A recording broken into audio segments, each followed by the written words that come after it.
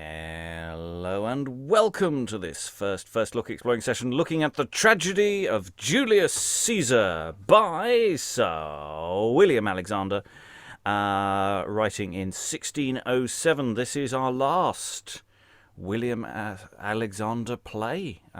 We've looked at three of them. We've found them intermittently good and intermittently not so good. There's an awful lot of editorial work that would be needed to make some of them sing, as it were. But every so often, there's some really interesting stuff comes out. These are neoclassical, largely literary works, rather than things that we believe were actually staged. But we've found many that have legs, as it were, and so this is working on a story of that many of us will know very well. The tragedy of Julius Caesar. Poor cotton socks of his life. Yeah, it's not going to go well for him. Let's just say that it's not going to go well for Julius Caesar. That's not much of a spoiler. Anyway, reading today, Juno, Caesar, Chorus, and Brutus is... Both killer and killed. Angela in London. Reading Chorus in Act 1, Cicero, and Portia is... Hi, I'm Eric, and I have legs. Yes. Well, actually, I have no immediate evidence for that. Reading Decius and Cassius is... Hello, I'm Desna from Lancaster. And reading Antonius and Chorus in Act 3 is... Hi, I'm Tom from Brighton. And I'm your host, Robert Crighton. I will occasionally remind everyone what act and scene we're in. There aren't that many stage directions. And I'm on standby in case Angela collapses from exhaustion of any of the longer speeches that are coming up. But without further ado, we're going to go into Act 1. And the scene is Rome. And we have the appearance, first, of Juno.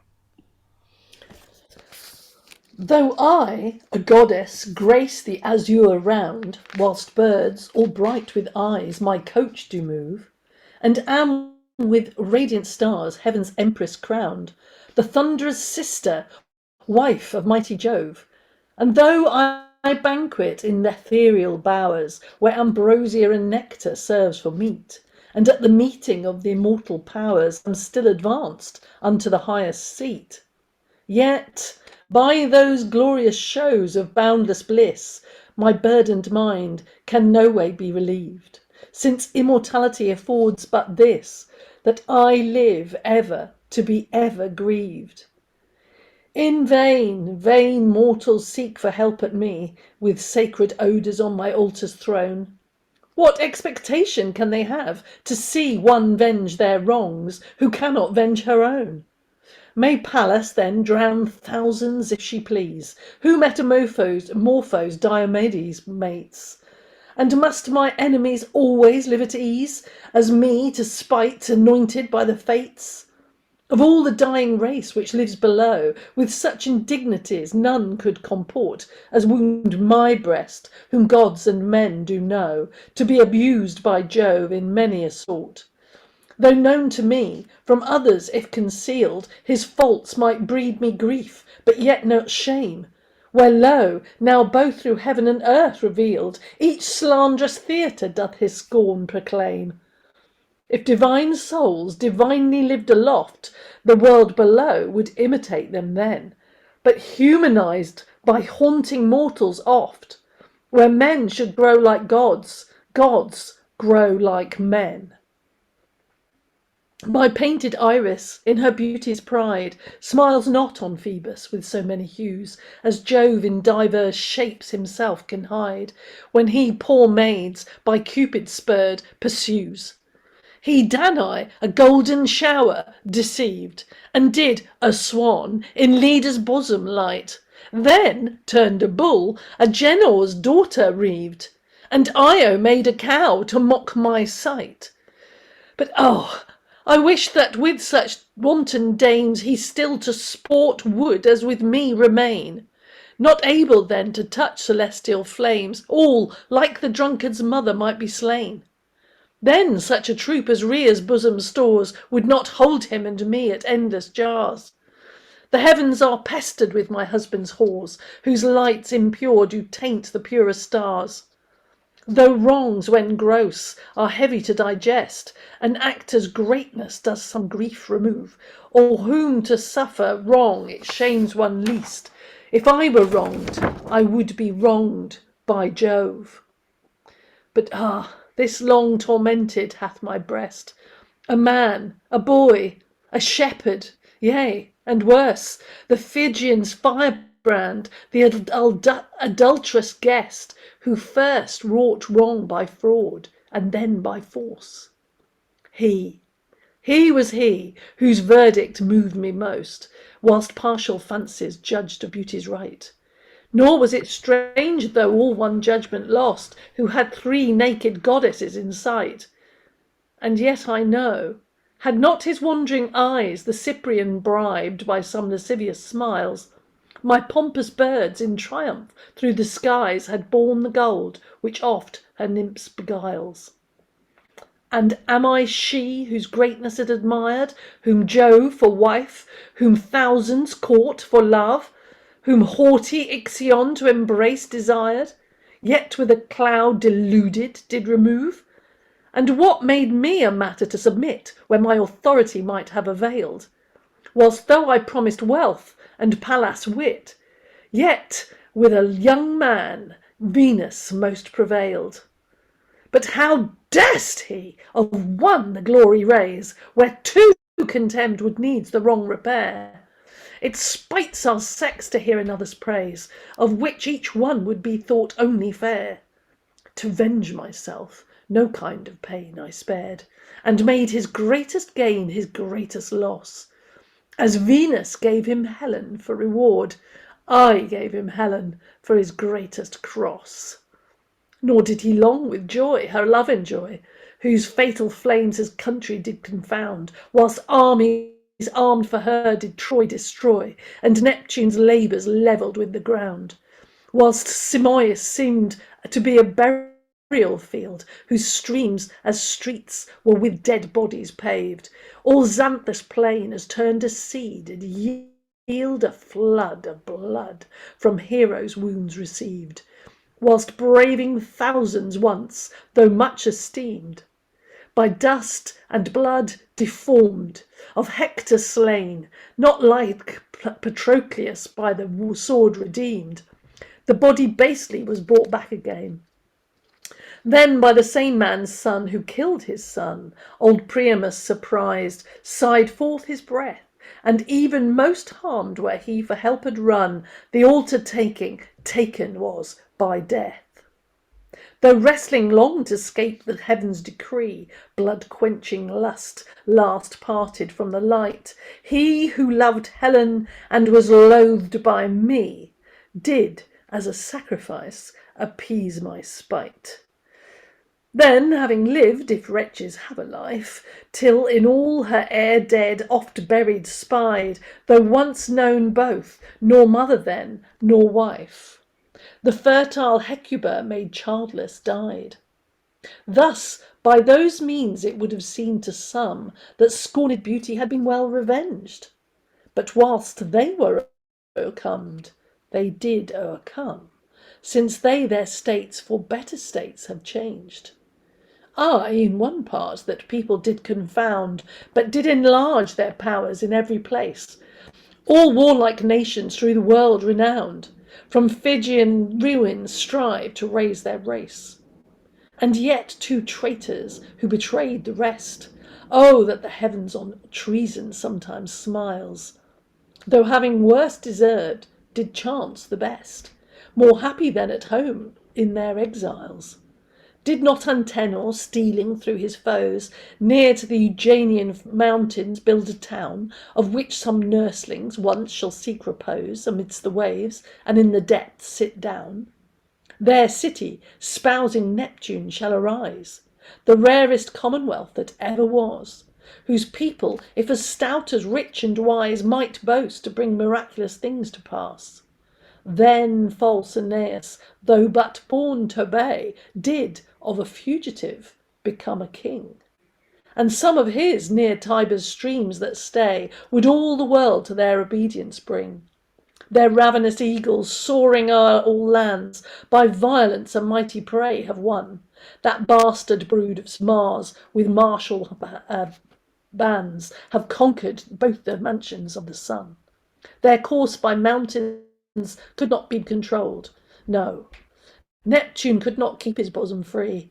The parching heat, nor yet the freezing cold, their legions' limits no way could decree. Yet of that city there can come no good, whose rising walls, with more than barbarous rage, the builder first bathed with his brother's blood, which their prodigious conquest did presage. Oft hath that town my soul with anguish filled, whose new-born state did triumph o'er my wrath, like my old foe, who is in his cradle, killed the serpents which I sent to give him death. By Sabines, Albans, Tuscans oft assailed, even in her infancy I tossed Rome's state, yet still Laomedon's false race prevailed, and angry Juno could do naught but hate. Then, when the gallant Gauls had vanquished Rome, who basely bought her liberty with gold, a banished man, Camillus, chanced to come, and her imbalanced state redeemed of old. Great Hannibal our common cause pursued, and made his bands within their bounds remain, with consuls and with praetors blood imbrued, at Pharasmaene and at Cannas slain. In Romans' minds strange thoughts did doubt infuse, but whilst they feared the taking of their town, he who could vanquish, victory not use, was by their brazen fate when high thrown down. Oh, what a torrent of barbarian bands in inundations once their walls did boast, whilst Teutons huge and Cimbers from their lands like giants marched, a more than monstrous host. But though from parts unknown to ruin Rome, I led those troops which all the world admired, yet did fierce Marius me with them o'ercome. And I in vain to venge old wrongs aspired, by means more base I likewise sought her harms. Whilst Janus' church imported never peace, I raised up abject Spartacus in arms, who near eclipsed Rome's glory with disgrace. Though I, who all the world for help have sought, from Europe, Africa, and from Asia thus, Gauls, Carthaginians, and the Cimbers brought, yet did the damage still rebound to us. Of heaven and earth, I all the powers have proved, and for their wrack have each advantage watched, but they by foreign force cannot be moved.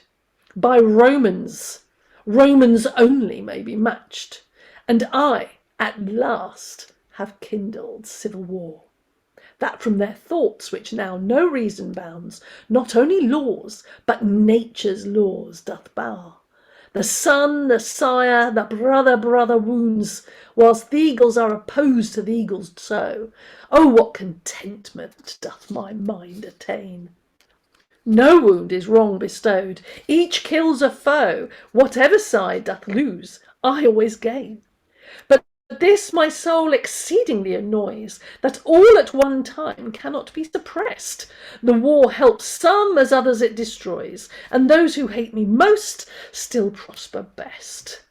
Whilst with their blood their glory thousands spend, one's advancement aggravates my woe, who vaunts himself from Venus to descend, as if he claimed by kind to be my foe. I mean the man whose thoughts naught can appease, whilst them too high a blind ambition bends, whom as her minion fortune bent to please, her rarest treasures prodigally spends. Not only hath he daunted by the sword the Gauls, the Germans, and the Egyptians now, but of all lords pretends to be made lord, that who command the world to him may bow. Thus dispossessing princes of their thrones, whilst his ambition nothing can assuage, that the subjected world in bondage grows, the prey of pride, the sacrifice to rage. Men rail on Jove, and sigh for Saturn's time, and to the present ages past prefer. Then burden with the gods with every crime, and damn the heavens where only the earth doth err. Though Jove, as stupid, still with Cupid sports, and not the humour of proud Caesar spies, who may, if forcing thus the world's chief forts, then Titans erst more powerful scale the skies. Yet lest he thrall him too, who none free leaves, we from the bounds above him must repel, to brawl with Pluto in umbrageous caves, there since he will be first, made first in hell. What? With that tyrant I will straight be even, and send his soul to the Tartarian grove. Though Jove will not be jealous of his heaven, yet Juno must be jealous of her Jove. And though none in the heavens would do him ill, I'll raise up some in the earth to haste his death. Yea, though both heaven and earth neglect my will, hell can afford me ministers of wrath. I'll cross Cocytus and the smoking lakes, to borrow thence my brother's damned bands. The Furies, armed with firebrands and with snakes, shall plant their hell where Rome so stately stands. While Furies furious by my fury made, do spare the dead to have the living pined. Oh, with what joy will I that army lead! Naught than revenge more calms a wrong in mind. I must make this a memorable age, by this high vengeance which I have conceived. But what though thousands die to appease my rage? So Caesar perish, let no soul be saved. Exit Juno, enter chorus. Chorus number 1, please. We should be loath to grieve the gods who hold us in a bound still, and as they will may weigh us up or down. Those who by folly foster pride and do deride the terror of the thunder's rods, in seas of sin their souls do drown, and others them abhor as most unjust, who want religion do deserve no trust. How dare frail flesh presume to rise, whilst it deserves heaven's wrath to prove, on the earth to move, lest that it, opening straight, give death and burial both at once? How dare such ones look up unto the skies, for fear to feel the thunder's weight? All the elements their makers will attend, as prompt to plague as men are to offend. All must be plagued who God displease. Then whilst he Bacchus writes his corn was Pentheus torn, the Delians' high disdain made Niobe, though turned to stone, with tears still moan, and Pallas to appease, Arachne weaves loathed webs in vain. Heaven hath prepared ere ever they begin a fall for pride, a punishment for sin.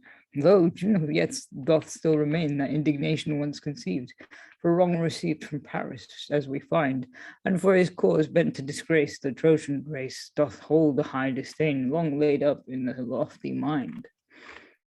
We should abstain from irritating those whose thoughts, if wronged, not till revenged repose. Thus for Paris' fond desire, who of his pleasures had no part, for them must mart, such be the fruits of lust. Can heavenly breasts so long time lodge a secret grudge? Like mortals roll to ire, till justice sometimes seems unjust? Of all the furies which afflict the soul, lust and revenge are the hardest to control. The gods give them but rarely rest, who do against their will contend, and plagues do spend that fortunate in naught. Their spirits, quite parted from repose, may still expose the stormy troubled breast, a prey to each tyrannic thought. All self-accusing souls no rest can find. What greater torment than the troubled mind? Let us adore the immortal powers, on whose decree all that ends the state depends, that far from barbarous broils we of our life in this little space may spend in peace, free from affliction's showers, or at least from guilty toils. Let us of rest the treasure strive to gain, without the which naught can be had but pain. So we have a sort of traditional Act 1 for this kind of play of entirely a peripheral figure comes on and sort of does some backstory, and by God, does Juno give us some backstory. It's tying the fall of Julius Caesar and or the problems in Rome that he's about to face, tying it all the way back through the Trojan War, all the way back to the judgment of Paris, and a grudge that Juno has been holding on to for a really long time. And anyone who's vaguely descended or connected to Venus, no.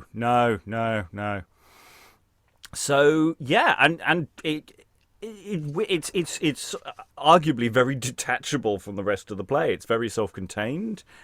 I quite liked it. I thought it was a nice sort of exposition of quite a lot of mythology and also history, and actually tying it together, because at this for a long time myth and history are sort of interchangeable and intermixed in all sorts of interesting ways. How did people find it? As a speech, and also the chorus as well, sort of tying in thematically to a lot of what was going on there, a lot of thundering going on in the chorus. Any thoughts from the room? Angela. That was long. But it was interesting that the chorus then still repeats just to make sure you've not got it. It's interesting that it still does that. But then, of course, does that brilliant line about, can anyone really hold a grudge this long? I love that when it's, can you really?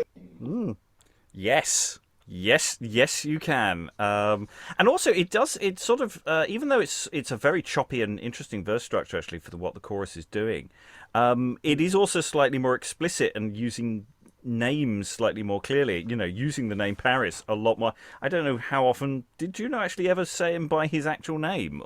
She can't bear to say it, can she? So the chorus actually helpfully glosses a few of the figures that are actually sort of not spoken of properly in the original speech. Eric. Yeah, well, that chorus was kind of weird. It just felt like I was trying not to go faster because it just feels a bit like a rap. It's just like because of the structure of the lines as well. Obviously, the viewers or listeners can't see this, but it just kind of, it's very sort of, I don't know what it would be called, just like triplets or like the couplets, but then you've got like sort of 3-line structure with the, I don't know. It's a very strange structure, and it just kind of, it makes you want to keep going. Yeah, I know. I think you're absolutely right, and I think that sort of irregularity to it all is really really interesting. Angela. Well, it just strikes me that it looks a bit like it's laid out like a song. Because if you draw a line, I mean, I realise the listeners can't do this, you can't see what I'm talking about. But if you look at there's long lines and short lines, but they come in a pattern actually. And if it was a song, that's exactly how a song looks. You've got the verse and then you've got the chorus, and sometimes they're divided up depending on the tune. So I don't know whether I'm just a bit obsessed because I'm writing about them all the time. No, and I say I think in a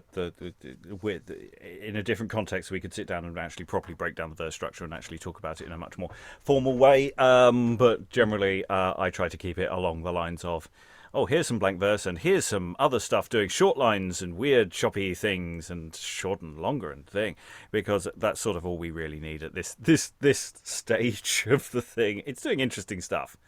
And yeah, I found it's moved along quite nicely. It's generally, I think some of Juno's stuff, as I say, I was talking about not using some of some people's names like Paris does actually make. It helps if you already know some of the mythology, which a modern audience may not. But overall, I was sort of liking that. But it is also almost entirely detachable from, Juno is not a character in the play, as far as I think she isn't anyway.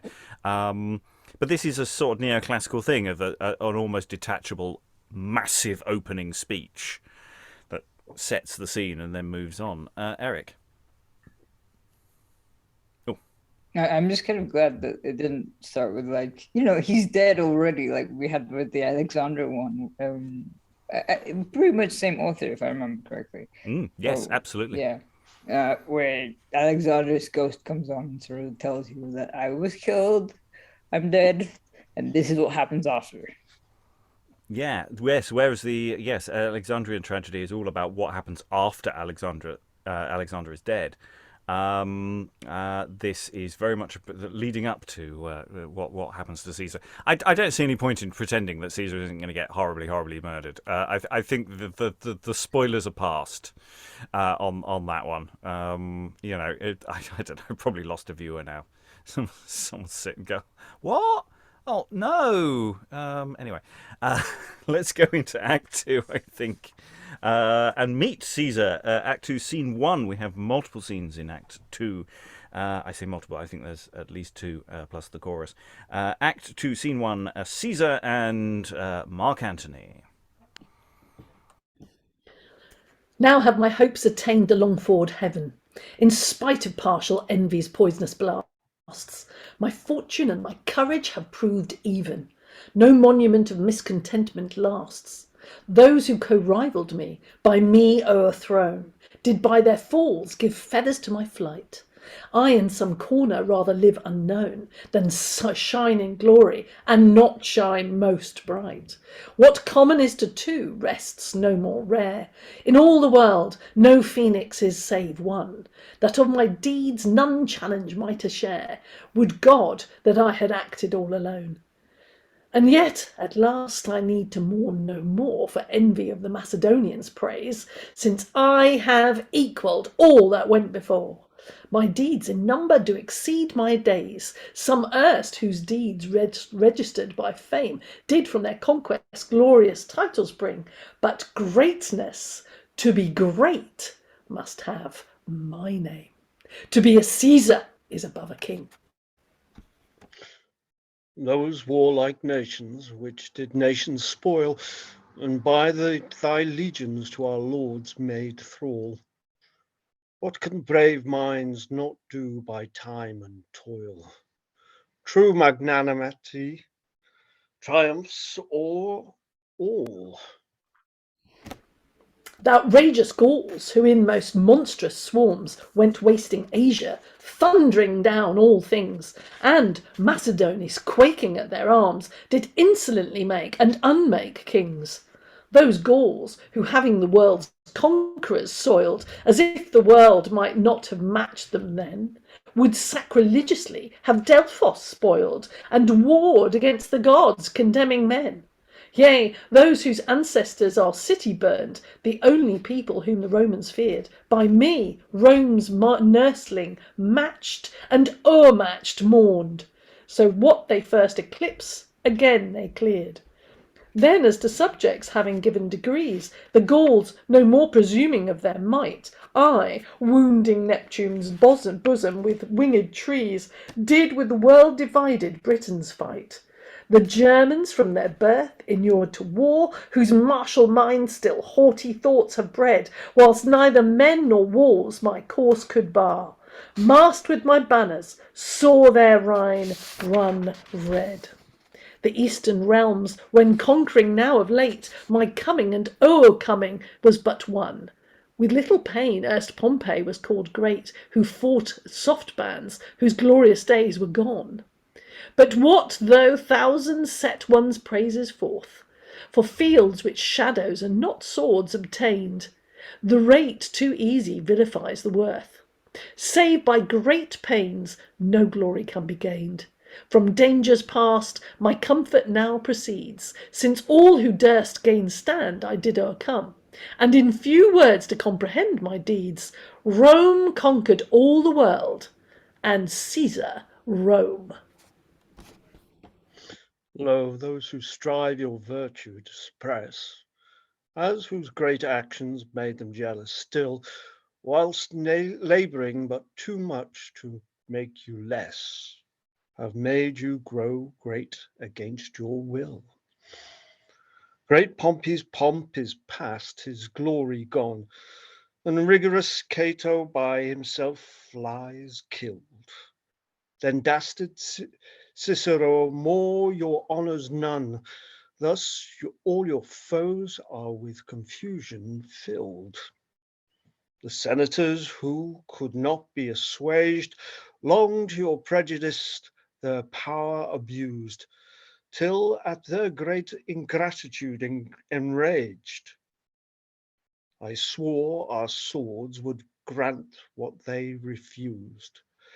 When having scaped, endangered and despised, brave Curio and I did to your camp resort, in old bare gowns like some base slaves disguised, all cited to see us wronged in such a sort.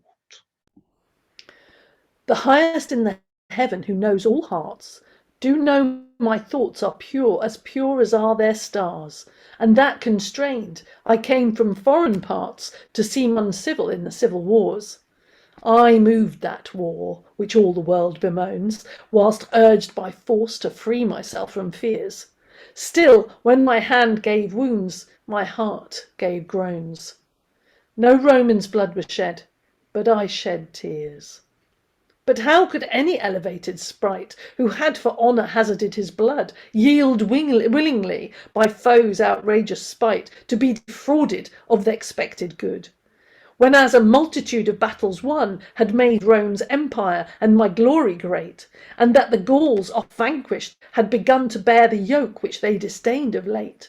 Then glorious Pompey, my proud son-in-law, and Cato, who still crossed what I designed, from favouring me the people did withdraw, and had a successor for spite assigned. Not that he should succeed in dangerous broils, but even through envy, as they had ordained, that he might triumph so of all my toils, and rob the glory which I dearly gained. With such indignity who could comport, when prizing honour dearer than the light? No, whilst my soul rests sovereign of this sort, none shall have power to rob me of my right. And yet, by Jove, who all the world commands, to use such violence I did mislike, and would have oft abandoned all my bands, if that mine enemies would have done the like. But yet the multitude, which floating still as waves with winds are carried with conceits, with naught but my disgrace would bound their will, and I committed all unto the fates. And yet when at Rubicon I stood perplexed, and weighed the horror of my high attempt, my stormy soul 1,000 fancies vexed, which resolution buried in contempt. Naught in a captain more confounds his foes than of a venturous course the swift effects, since so quite crushed ere they their thoughts dispose, all good advice a care confused neglects.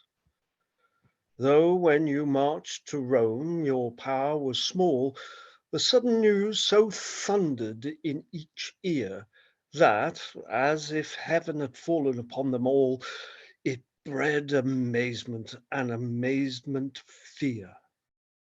Some secret destiny, as then was seen, doth guide men's action and their judgment bounds. Those who by hosts could not have frightened been, a shadow or a rumour oft confounds. All hasty dangers so surprise the mind, that fear prevents the resolution's power, or else the fates make curious, reason blind, when heaven determined have a fatal hour. Great Pompey, lo, who was grown aged in arms, and had triumphed over all the world's 3 parts, while, quite discouraged by imagined harms, fled Rome, though without reach of their enemies' darts. As to a torrent all gave place to you, and whom they called a rebel made their lord. Your successors, Domitius, forced to bow, did trust your favour more than fear your sword. When in the Iberian bounds you did arrive, there adversities who did vainly vaunt had all the advantages that the ground could give, of victuals plenty, which with us were scant. Yet the clarity that you had used did so discourage the disordered band that, as love in the breasts had fear infused, they had no strength against our strokes to stand. And when Rome's generals with brave legions stored seemed to possess all that is so required, whilst us to daunt both famine and the sword, the sea, the land, and all in one conspired, then for office they did contend, as those who of the victory were sure, and were they mighty affairs of state attend, in Rome for lodgings found leave did procure. Yet memorable now that days remain, when all the world was in two armies ranged, whilst Mars went raging through the Empian plains, and to despair high expectations changed, while Pompey's party had the battle lost, as lions do their prey, you did pursue and the scattered remnants of that ruined host, on which new heads still like Hydra grew. Though victory in Africa fatal seemed to any army that Scipio led, yet you showed there, for worth in war esteemed, that Rome is better than Scipio bred, and all our enemies were confounded thus, who us in number did surmount, but Caesar and his fortune were with us, which we did more than many thousands count. The sweetest comfort which my conquest gave was that I so might do to many good. For every day some Roman's life I save, who in the field to fight against me stood. Thus may my mind be judged by the event, who even when by my greatest foes assailed, to win the battle never was more bent than prompt to pardon when I had prevailed.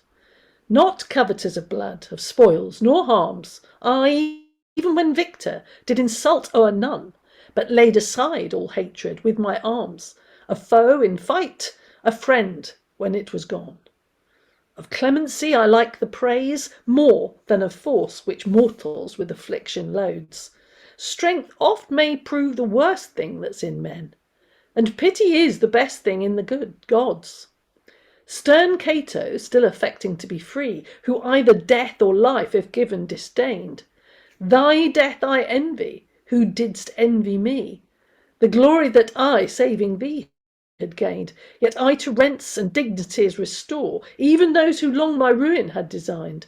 And oh, it doth delight my mind far more by benefits than by constraint to bind. I would have all my foes brought to their ends. I rather have my foes all made my friends. Their blood, whom I suspected should quench all strife. So might one do who liked of naught but life.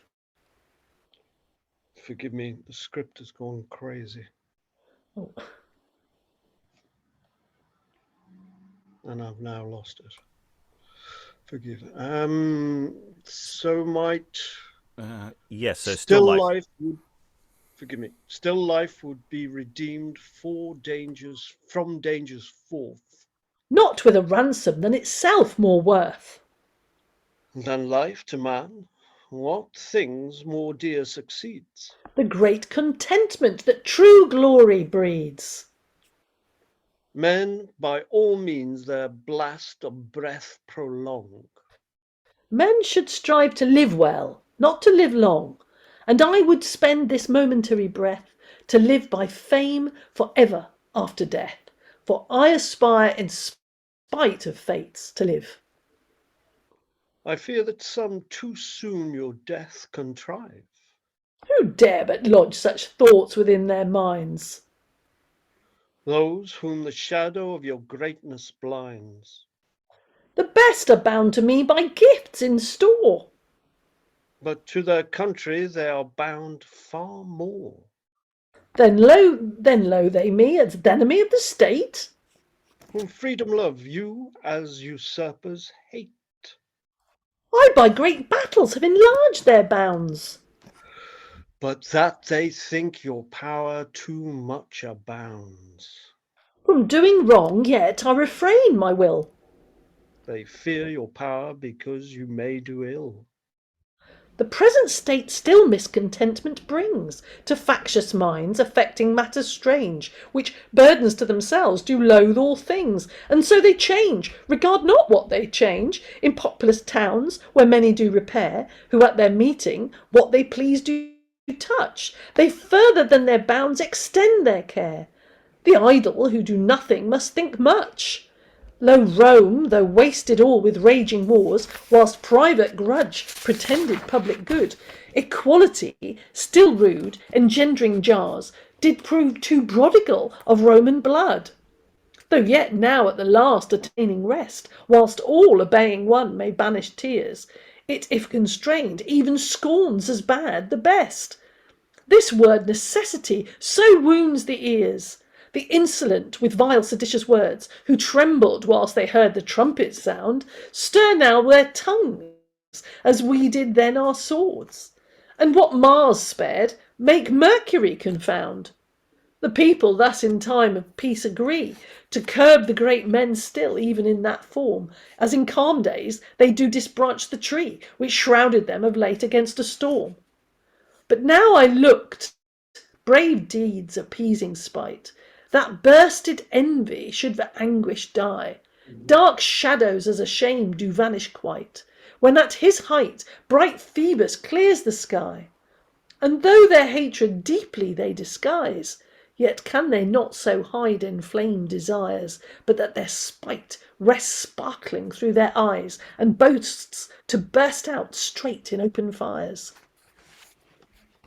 Since first, great Caesar, I discerned thy worth, on all thy actions I did still attend, and what some whisper may speak freely forth, frank admonishments do become a friend. The men who do suspect that you aspire of government the present form to change, all in their souls your ruin do conspire, and their affections far from you estrange.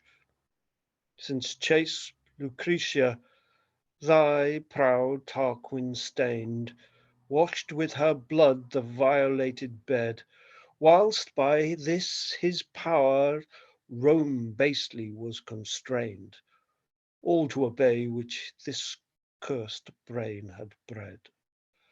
This government which some tyrannic call doth sound so odious to the people's ears, that they, as tyrants vile, detest them all, whose greatness gives them any cause of fears.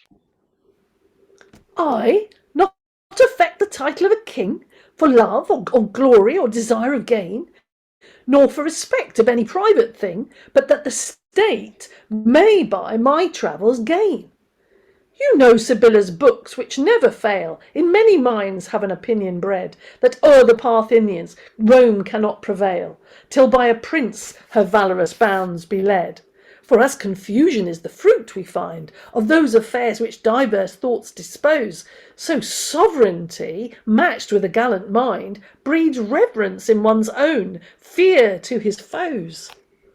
And oh, it grieves me that these steps of ours have trod so oft on many a million's necks, whilst yet the Parthian vilipends our powers, and all our victories, not vanquished, checked.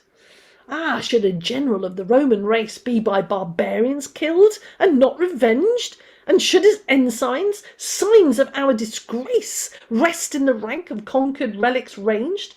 No, no, wretched Crassus, now thyself content, I'll pacify thy ghost with Parthian spoils. My boiling fancies have been always bent to match the matchless, daunt the undaunted soils. With victories quite cloyed, you will not then your safety wants more than new wars respect? No, though I have surmounted other men, my fancies yet do greater things affect. In emulation of myself at last, I even with envy look on my own deeds, and bent to make the new surpass things past, now to my mind stale praise no pleasure breeds. The world hath seen thee, great man, for Rome's good, in danger oft of many a dangerous shelf, whilst for her glory you engage thy blood, of others careful, careless of thyself.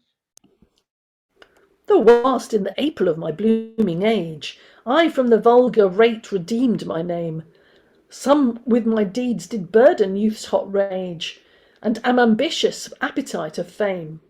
Yet since the coldness of declining years boast congeal the blood which boiled of late, whilst lo my life the sun of glory clears, who now of all the world am known most great, I cannot covet that thing which I have all honour that can be required, and now as that which wants would only crave to taste the pleasures of a life retired.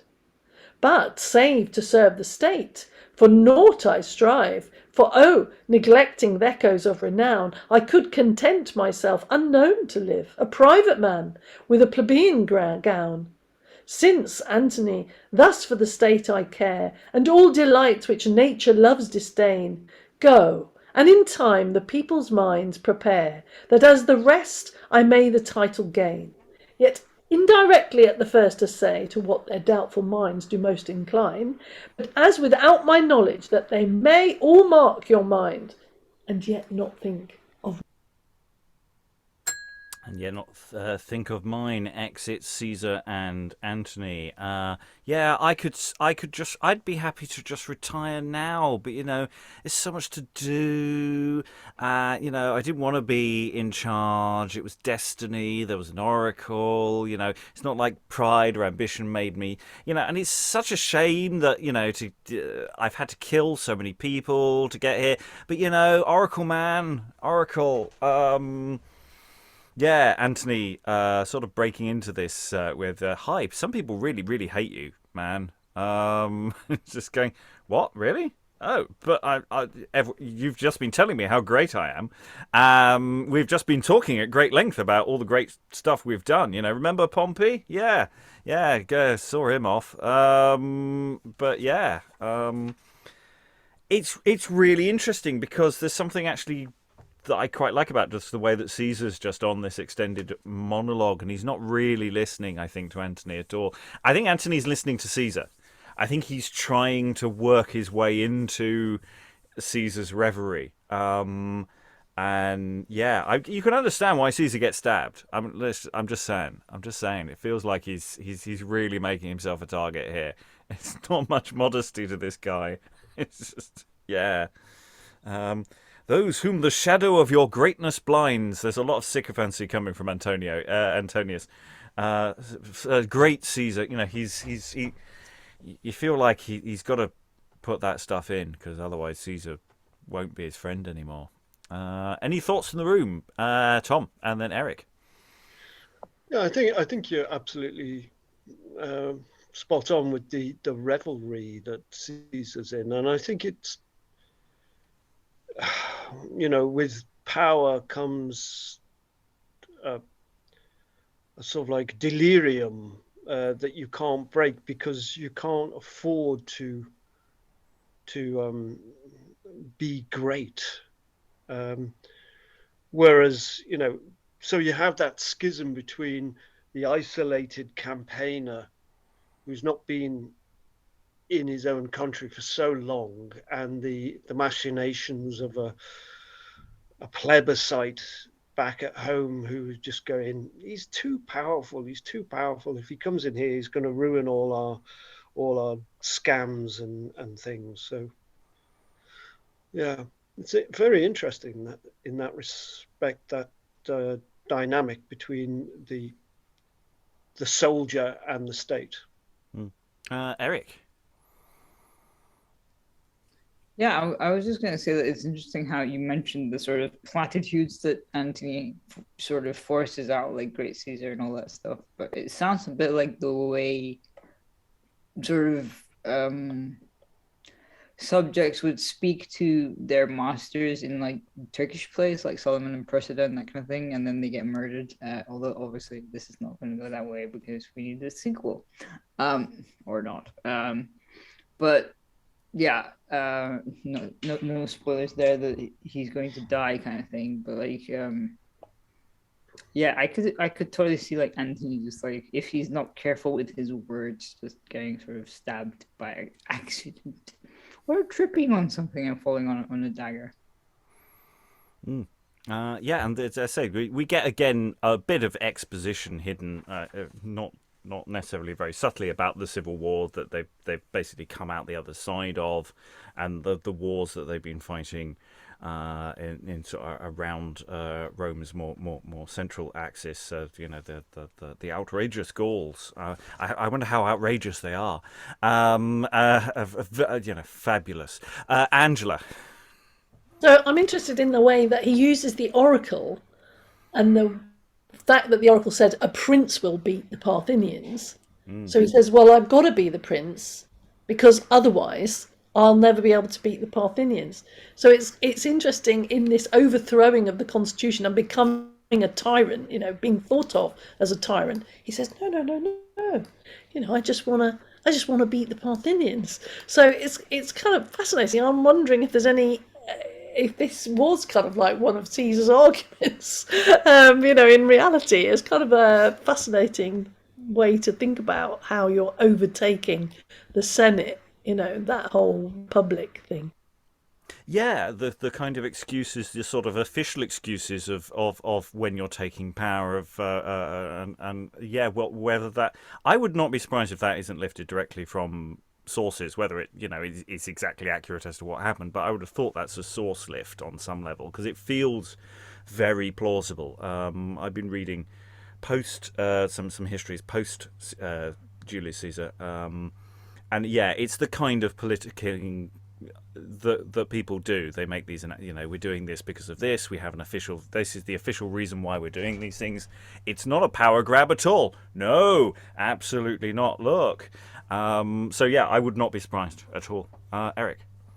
I'm pretty sure that the Parthians were like sort of deadly neighbors to the east or something, and he got like one of the other generals that were like historically at least that was competing with Caesar was the guy who got killed off because of sort of basically facing them in battle and then sort of getting captured and being tortured and killed. So it's kind of interesting that he goes, should a general of the Roman race be by barbarians killed and not revenged? And it's like, he doesn't give a shit about the guy he's gonna revenge. Yeah, pretext. Okay, we're halfway through Act 2. Let's carry on with some more. This time it's a dialogue, Act 2, Scene 2, between Cicero and Decius Brutus. Did I survive the impetuous Sulla's rage, and in the torrent of destruction stood, whilst tyrants did make Rome a tragic stage, through a voluptuous appetite of blood? Escaped I confusion in a time so bad, of liberty and honor once taste, that bondage now might make my soul more sad by the remembrance of my fortunes past. But though I once, when first by fame made known, from Catiline's strange treason did preserve this town, when freed from foes thrilled by her own, since now the world from equity doth swerve, spark of that conspiracy I spy is yet not quenched to have our state embroiled, which Rome to burn makes many flames to fly. Plus one was spread that we might all be spoiled. O worthy Cato, in whose matchless mind 3 rarely matched things nature did reveal, wit, honesty, and courage, which designed the citizen for Plato's commonweal. Whilst courteous Pompey did things as a friend, thou, as a wise man, spoke and still foretold to what all Caesar's deeds would turn in the end, if that his pride were not in time controlled. And had we him, as wisely thou advised, given to the Germans whom he had injured, we had not now been like slaves despised, to see Rome's glory and our own obscured. But yet I may, dispending former cares, a space comport with that proud tyrant's power. Age gives assurance by my hoary hairs. Ere he Rome's freedom, death will me devour. But all whose youth and sprite might have attained those dignities which Caesar hath undone, oh, he hath lost as much as he hath gained, whose rising hopes must be retrenched so soon. Though innovations at the first seem strange, yet oft experience approbation brings. And if with upright thoughts we weigh this change, from thence the safety of our city springs, as doth a ship when tossed by several winds. More danger run while pilots do contest. So was our city vexed by differing minds, who did interpret laws as pleased them best. Whilst for one sickness diverse drugs are used, whose powers repugnant indigestion jar. The impatient patients perish when abused. So did we long whilst crossed by civil war. But now, great Caesar from tempestuous winds Rome's scattered ruins recollects of late. A pilot meet to calm tumultuous minds, a fit physician for an aguish state. The state from storm secure by drowning proves. Now whilst despair doth doubtful fears appease, he with the life the sickness quite removes. Thus is the physic worse than the disease. This commonweal, as all the world did spy, was by proud spirits in civil wars involved. Yet like black clouds which would obscure the sky, these timid humors suddenly dissolved. And no disgrace unto the state redounds, but to the ambitious men that it abused, who had their power like Caesar's wanted bounds, would, whilst they ruled, have a greater rigor used. All parts we see, bred people of all kinds, in power there, and as advanced some bad men did abide, in power their equals and better minds. Some always virtuous were to curb their pride, but since that sacred liberty was lost, the public power to private ends one turns. And as his lawless ways did always boast, the commonweal by violence overturns. Though what ye burdened Caesar with were true, necessity had purged his part from crime. Who was foes forced to shun, forced to pursue, and urged by danger to attempt in time. To the enemy's envy more obliged he rests, than to his wit which no such courses scanned. For when quite barred from using of requests, the occasion then invited to command, his thoughts when calm to storm fond foes did tempt, too worth disdains to suffer open wrong. A gallant courage, kindled by contempt, burns with revenge, whilst fury makes them strong. Oh, Decius, now the wrong account you cast. The purpose, not the event, declares the mind. Tread back the steps of all his actions past, and what he compassed had been long designed. As by some sprite inspired, proud Sylla said that there in Caesar many Marians were, and Rome in time was warned to be afraid of that evil-girded youth with smooth-combed hair. Then when, as still to quietness a foe, the memory of Marius he renewed by re-erecting tyrant statues, so his thoughts all bent to tyranny were viewed. That people pleaser might have been perceived by courteous compliments below his rank, who lavishing forth gifts the world deceived, and to gain more than his of his proved rank, though frank, though not at all indulgent to his wife, by prostrated pudicity disgraced. Yet did he save the adulterous Claudius' life to soothe the multitude whose steps he traced. These be the means by which ambition mounts, without most humble, when within most high. as if it fled from that thing which it hunts, still wasting most, when it for most doth ply.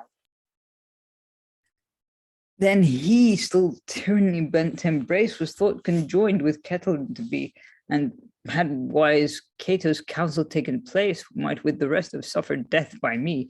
Yet having deeply dived in some men's souls with factious followers been pined off, he got the consulship which naught controls, and matching pride with power did look aloft to flatter them who now must flatter him. His power to make unlawful laws prevailed, and those to cross who scorned he should so climb.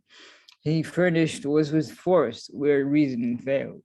But yet, because he could not be assured to rule alone according to his will, to govern France he craftily procured, so as to be strengthened with an army still. As Rome first warred a home, till being strong, she thought her power might foreign realms overcome. So Caesar warred against strange nations long, till that he thought his might conquer Rome. Then having all that force or fate assigns, of discontentment he did cause pretend. So to dissemble foreconceived designs, one soon may find a fault that would offend. But when he first in a prodigious dream his mother seemed incestuously to use, it might have shown to his eternal shame how of his birth the bounds he did abuse. And yet, I think, avoiding threatened harms, he by constraint embarked in civil broils. Did he not covenant to quit his arms, as not desirous of his country's spoils? Durst he with those who had his charge confined stand to capitulate as if their mate were as his sovereign, to obey their mind? It was his duty, and their due late. What durst he whom, bound to keep the law, the people in authority did put the sword which they had given against them draw, when it was sharpened first their throat to cut? That had not come which all our anguish breeds, if he, unforced when as his charge expired, till that the Senate censured had his deeds, had from his province peaceably retired. No, he hath but betrayed his native town, those bands by which he did him first prefer to enlarge her borders, and his own renown, those hath he used to tyrannize over her. My passions, transported as you see with an excessive love to my dear soil, of my heart's store have made my tongue too free, by flaming forth in what in my breast doth boil. But Caesar's part might justly be excused. Lo, with the cause alleged, his course accords, of that which mildness which he since hath used, a testimony to the world affords. Though forced to fight, he always had great care to save our citizens, as each man knows, and willed his captains Romans still to spare, barbarians' bodies objects worth the blows. Of the adversaries after bloody strife, when oft he might have made some captives smart, not only was he liberal of their life, but pardoned them, even to take Pompey's part. At that unfortunate Pharsalian field, when he securely might have used the sword, he both did spare all the enemies that would yield, and them to rents and dignities restored. Then when the Egyptians, so to get relief, brought to his sight pale Pompey's bloodless head, he testified with tears his inward grief and graced his statues after he was dead. Those his proceedings plainly may approve, that he against his will did make this war, and to his country bears a tender love who could comport to rein his rage so far. Those favors feigned by him bestowed or due, as is one's custom whose high heart aspires, were spent on many that who did them view might love his course, so kindling their desires. But where he thus pleased some, he spoiled whole hosts, and the barbarians all to Rome not wrought such harm as he, who of his goodness boasts. Yet her best men hath to confusion brought, that great man, whose erst fortune ne'er did fail, who still prevailed, though warring without right, now in a good cause for the commonweal with Caesar did unfortunately fight. Whilst fled from Lesbos with his wretched wife, 3 base-born grooms, can fortune change so soon? Stood to consult upon great Pompey's life, and did what thousands durst not once have done, than he whose knees had oft been kissed by kings. Most highly happy had he died in time by one of his own slaves with abject things his funerals had performed. What monstrous crime Rome's greatest captain to entomb alone, the Roman who arrived with reason said.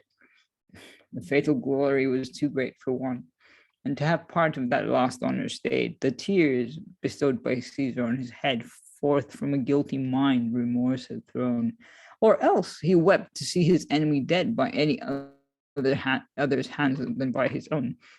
That constant Cato, who even by death did scorn, and for a coward once had Caesar braved, who lived as if to grace all mortals born, would rather perish than by him be saved. He justly, whilst more just, himself more strong than Caesar thought, who for no justice cared, and since discovering what he cloaked so long, said that the other and not he was snared. Thus Caesar conquered all but Cato's mind, who to a tyrant would not owe his breath, but in such sort his famous course confined, than Caesar's life, when more glorious was his death. Those great men thus brought to disastrous ends, the author of their death make me despise, who to usurp all power, while as he tends by treading good men down, doth strive to rise. Now, made most great by lessening all the great, he proudly doth triumph in Rome. O Rome, and we must seem to like the present state, whose doubtful breath depends upon his doom. Yet had I not enlarged my grief so long to you, whom Caesar doth pretend to love, save that I know, touched with the common wrong, a just disdain all generous minds must move. Had Caesar willingly resigned his arms and rendered Rome her liberty at last, when as from foes he feared no further harms, but had repaired his just displeasures past, more than for all that could be done for me, he should have had an altar in my breast, as worthy for his virtuous deeds to be, feared by the bad and honoured by the best. But since, though conquering all the world by might, he, to himself a slave, would make Rome thrall, his benefits are loathsome in my sight, and I am grieved that he deserves to fall. My fancies move not in so low a sphere, but I disdain that one Rome's crown requires, yet it is best that with the time we bear, and with our power proportion our desires. Though first dissembling, so your mind to try, I told what fame to Caesar's praise relates, yet was I pleased that more were grieved than I. All miscontented mine are glad of mates. Since tyranny all liberty exiles, we must ourselves no more ourselves disguise, than learn to mask a warning mind with smiles, and seem to like that which we most despise. Yet all our deeds not Caesar's humor please, who, since mistrusting once, esteems us still, when dumb, disdainful flatterers, when we praise, if plain presumptuous and in all things ill. Yea, we, whose freedom Caesar now restrains, as his attenders all his steps past trace, and know yet not acknowledge his disdains, but still pretend an interest in his grace, though all my thoughts detest him as a foe. To honor him 1,000 means I move, yet but to save myself and plague him so. No hate more harms than it looks like love. His pride is by preposterous fate grown such, that by the better source he is abhorred. The gods are jealous, and men envy much to see a mortal man so much adored.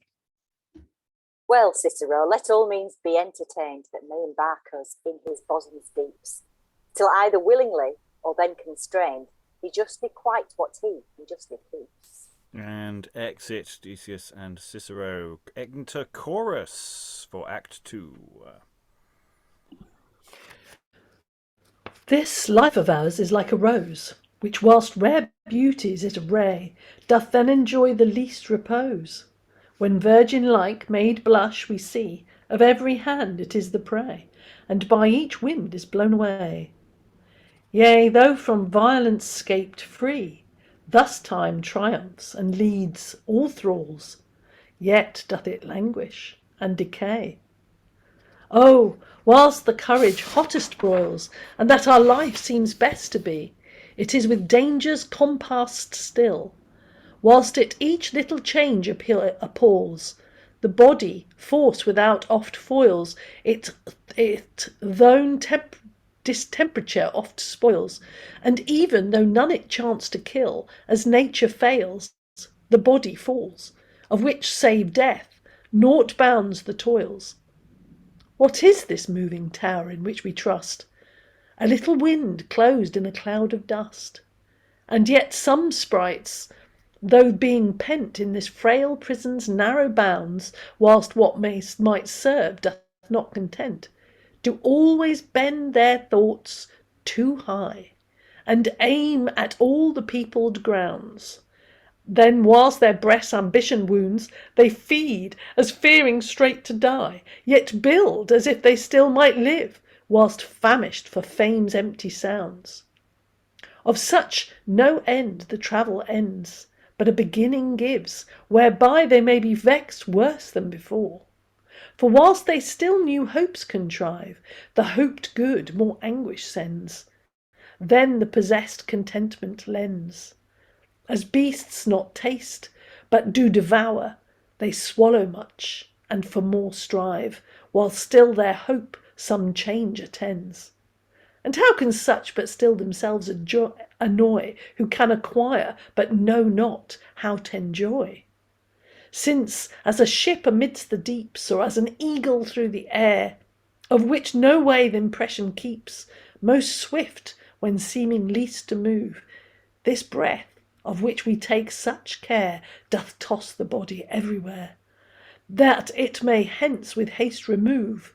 Life slips and sleeps all way away. Then hence, and as it came, goes bare, whose steps behind no trace do leave. Why should heaven banish souls thus love the cause and bounds of their exile, as rest as strangers where they stray?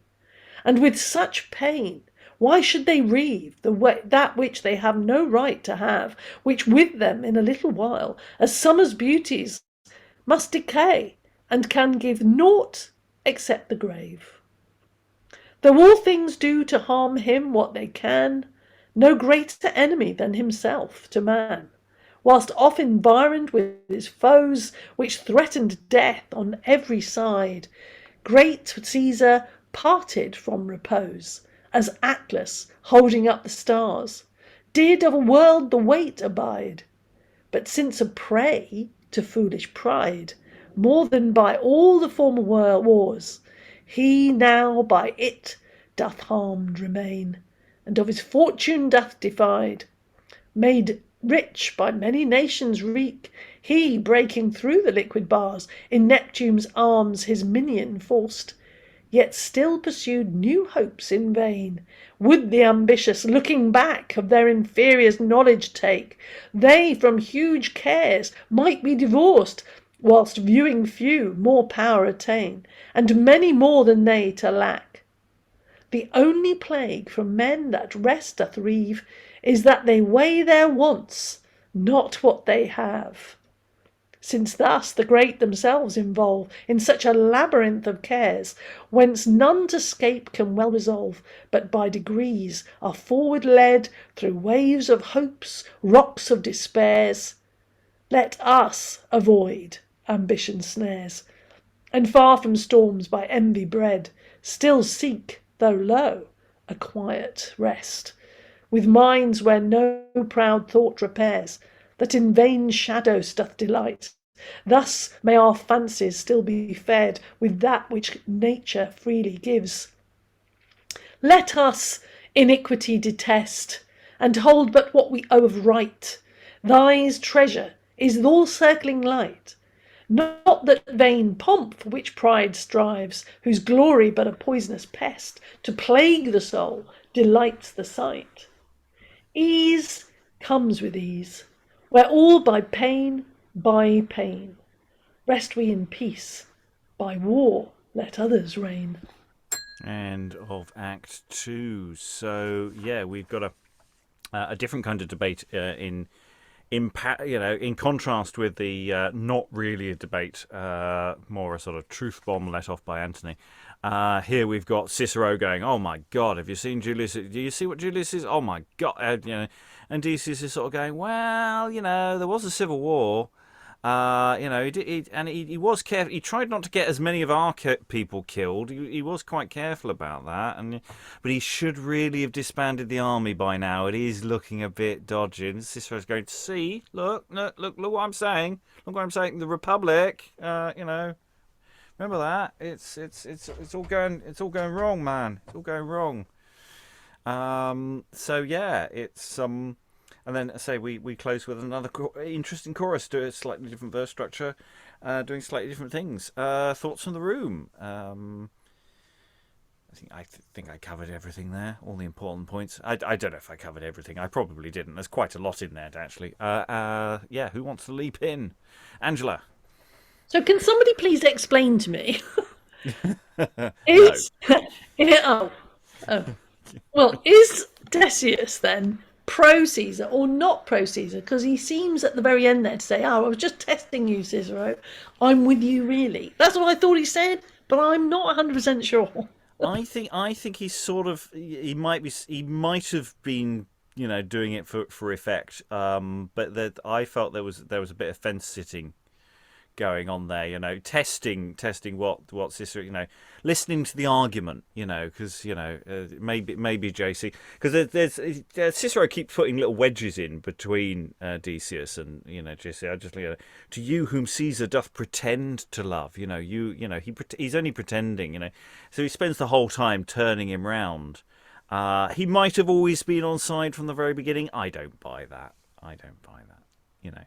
It's the thing you say after the conversation, going, "Oh yeah, no, I meant it really. Yeah, no, I was all along. I'll just rewrite my own narrative." Maybe. It's 1-to-1 pick. Other thoughts, questions? It's had a bit more dynamism to it, this one, in the sense that they were sort of responding to each other in a way that the previous one had less of that. Eric, I'm pretty sure there's another sort of speech that we've done that actually by Cicero, who starts off, did I survive Sylla's reign and all that shit just to deal with this? And I'm trying to remember what play it was. There's a part of me going, it's Cornelia, but I don't think it is. It might be Sylla or something, or Sylla with a Y, or Sylla. I don't know how you pronounce it.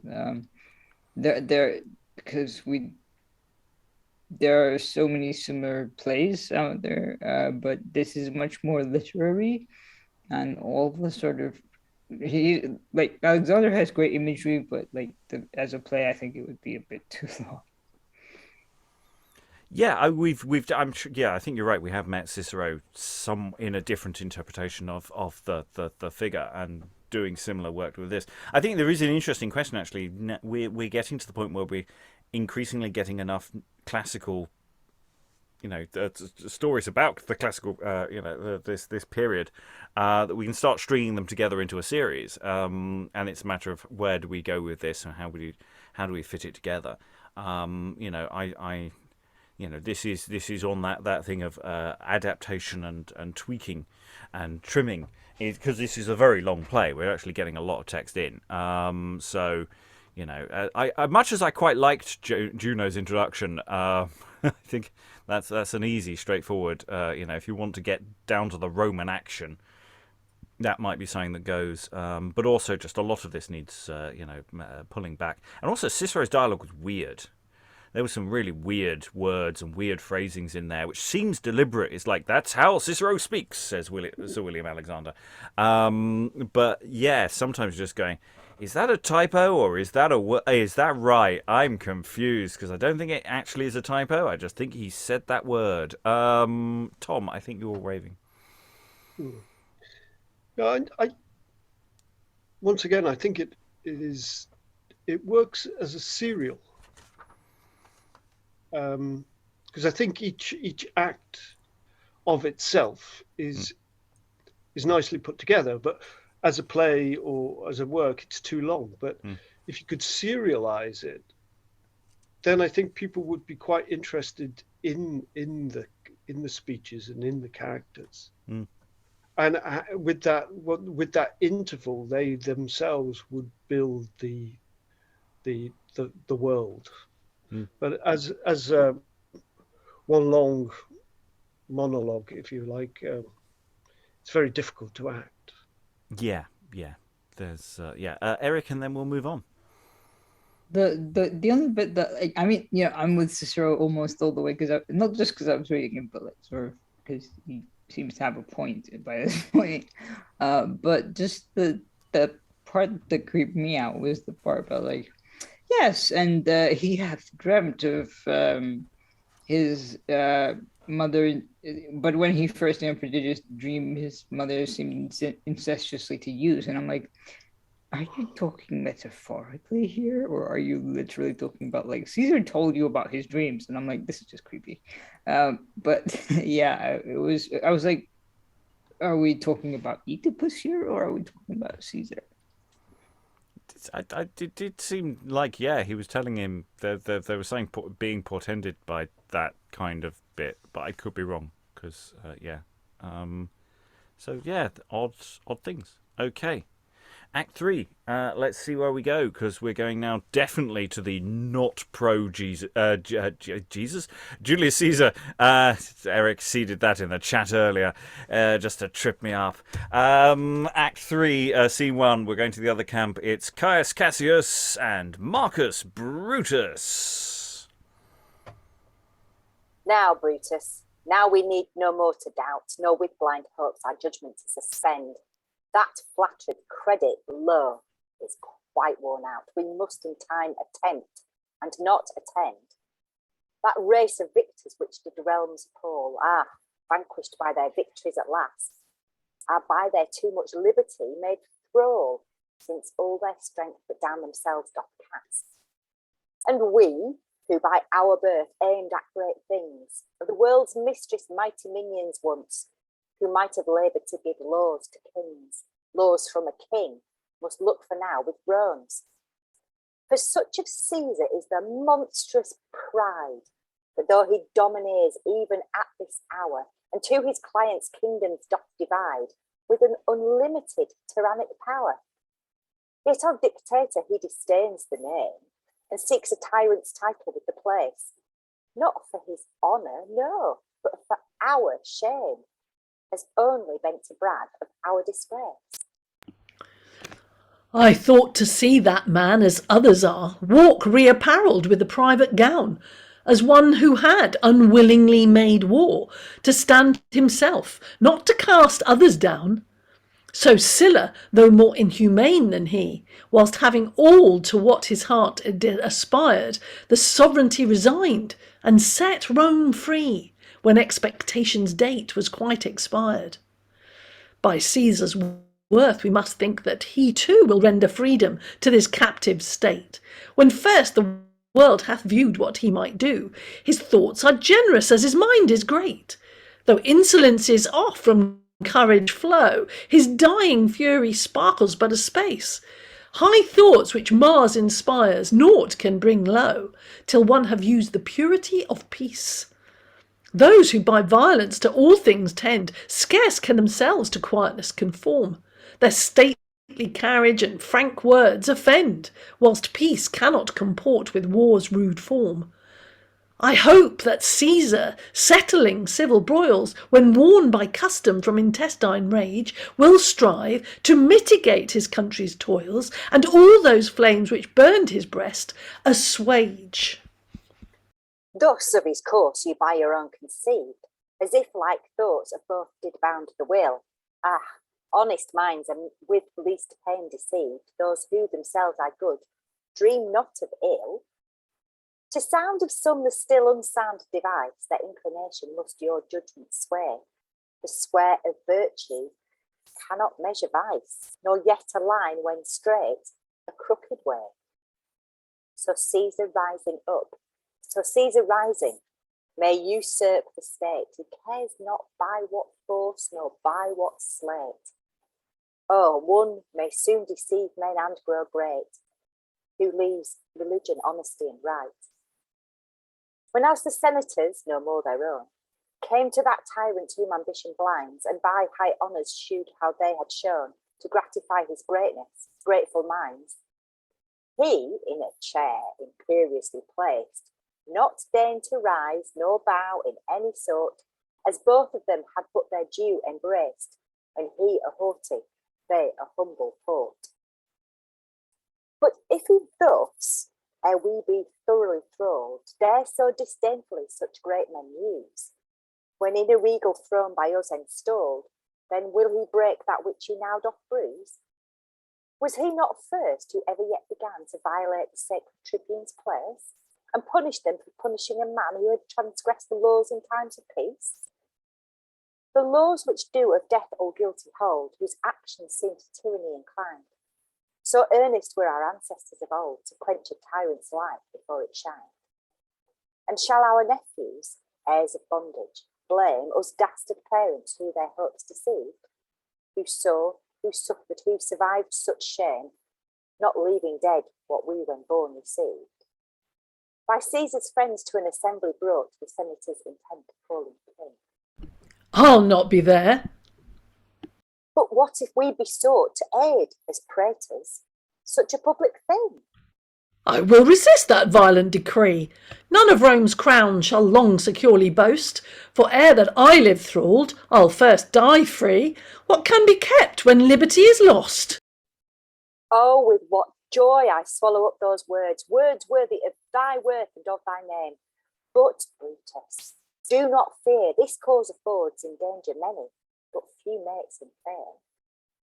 When Antony proud Caesar's image crowned, by silent sorrow all the people told, in what a depth of woes their thoughts were drowned, that bondage bragging comet to behold.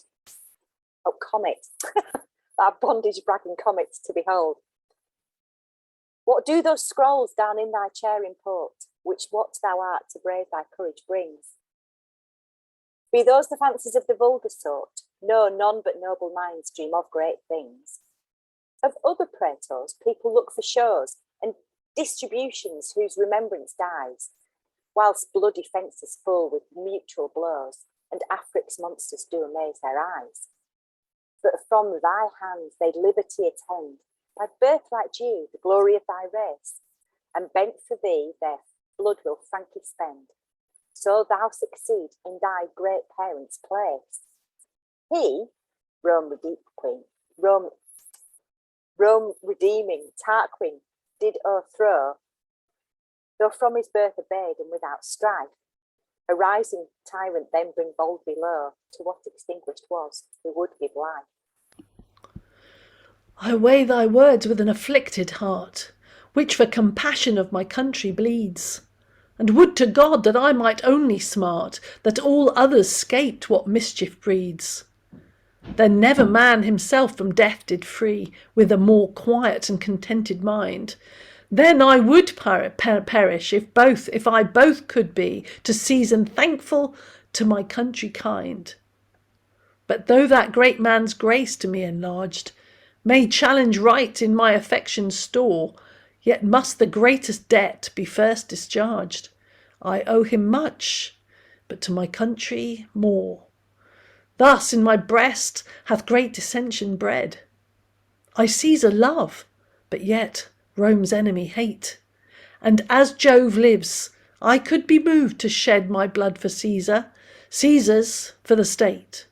I for my father's death loathed Pompey long, whilst just disdain did boil within my breast. Yet when he warred to venge the common wrong, I joined with him, because his cause was best. A mind to reign if Caesar now reveal, I will in time precipitate his end. Thus, never armed, but for the commonweal, I helped a foe, and now must hurt a friend. Lest of his favour thou the poison prove, from swallowing of such baits in time now spare. No tyrant, trust me, can entirely love, nor none who for himself doth only care. He by this course doth cunningly intend thy virtue slack, to undermine thy mind, thy well-known courage purpose to be spent. Thus, though with silken bonds, he would thee bind. This of each tyrant is the common tread, to wreak all those in whom most worth he finds, or whilst that terrors toss his jealous head, by subtlety to snare the greatest minds. As for the praetorship when we did strive, then both we were held in hope that so deceived, each the other's harms might study to contrive, through emulation and disdain conceived. Thus subtle Caesar by such slates hath toiled, to sow dissension, that we both might pause of private wrongs, and by such means embroiled, still courting him, neglect the common cause. But naught must make us the one to another strange, who should in time the tyrant's course restrain. Let other men lament, we must revenge, scorn to bear a sword and to complain. Though Caesar, now I must conspire thy fall, my heart to thee yet never harboured hate. But pardon me, whoever make it thrall, from bondage Brutus must redeem the state. Of this my course, whatever others judge, here I protest it is for good design. My thoughts are guilty of no private grudge, for reason and not fury moves my mind, nor doth ambition now inflame my breast with a prodigious appetite to reign, that when I have made Caesar's Pluto's guest, I in his room a monarch may remain. No. If that glory did my fancy's charm, to which blindfolded tyrants do aspire, I needed not to do nor suffer harm, but with less pain might compass my desire. For if I would but temporize a space, till time or death diminish Caesar's might, he thinks that I deserve to have his place, and I could make my day succeed his night. Yet do I not for glory seek so much, as to attain it by my country's shame. But oh, I would, my zeal to it is such that it may scape, incur a kind of blame. Yea, so that I may free with honoured wounds my soil that's dearer than my soul to me. I could myself live banished from that bounds, which at so dear a rate I would set free.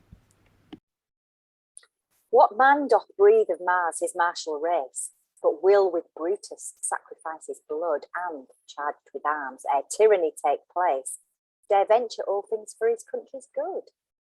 Can any judgment be deceived so far, but it already clearly may be bold? Behold, how that this change Rome's greatness soon will mar, and raise the trophies which she reared of old. Of old in Rome, all those who once had worn the peace-importing gown or warlike shield, of dignities as capable or born, durst aim at aught that liberty could yield. Those in affairs to deal who would set forth were not discouraged by their birth, though base, and poverty could not hold back true worth from having honour both by war and peace. Then emulation violently drived all gallant minds to tempt great actions still. In virtue's love who friendly rivals lived, whilst in their bosoms glory bounded still. Fabricius first was from the plough advanced, the rudder of the common wheel to hold, yet by no means his private wealth enhanced, as rich in virtue still as poor in gold. Rude Marius too, to match red Mars in fame, forth from the vulgar dross his race removed, and lo, of Cicero the ridiculous name, as famous as the Fabians now have proved. Each abject mind disdained to be obscure, when still preferment followed lofty cares, and that one might by dangers past procure fame for himself and honour to his heirs. But since that state by Caesar is o'erturned, whilst all our lives upon one's lips depend, of breasts which once with love of glory burned, the soaring thoughts this wholly doth dispend. Advancement now doth not attend to desert, but flows from fancies of a flattered mind, which to base hirelings honour doth impart, whilst envied worth no safe retreat can find. All proud usurpers most addicted prove, to them whom without cause they raise too high, as thinking those who stand but by their love, to entertain the same all means must try. Were they, whose virtue reaps a due reward, not building only on the river's grace, do by deserts not gain so great regard, whilst they maintain, as they obtain their place. And if a worthy man to work great things, winged with a tyrant's favour, raise his flight, the highest course to him most harm still brings, who, till he fall, cannot have leave delight. Those who by force would have the affection moved, when willingly men hold such gallants dear, do rage that any should be freely loved, whose virtue makes their vice more vile appear. The man who now to be preferred aspires must by base flattery in a servile form so soothing Caesar seal all his desires, and in some shadow lurk to scape a storm. A number now of that proud rebel's foes who grieve to see the ground whence rose their grief, would in obscurity entomb their woes, so waiting and not working for relief. But we, whose lofty minds disdain to laugh, like them who seek but their own safety, thus, when shall we use high indignation's power, which as brave Romans worthy is of us? Since no indignity you will endure, I see our minds do sympathise in this. Should we by suffering seek to live secure, whose action must amend what is amiss? No, no, such abject thought must stain our breast, whose active thoughts reach further than discourse, whilst but like beasts affecting food and rest, where men by reason should direct their course. Like those of other parts, not raised by strife, if Caesar had been born or choosed our prince, then does those who durst attempt to take his life, the world of treason justly might convince. Let still the states which flourish for the time by subjects be inviolable thought, and those, no doubt, commit a monstrous crime who lawful sovereignty profane in aught.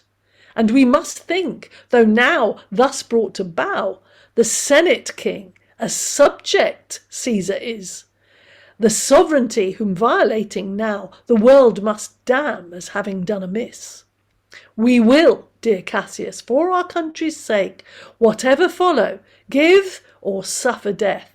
And let us now advise what course to take, whilst naught but there can bear away our breath. I think this matter needs not many words, since but one deed can bound the common shame. In Caesar's body we must sheathe our swords, and by his death our liberty reclaim.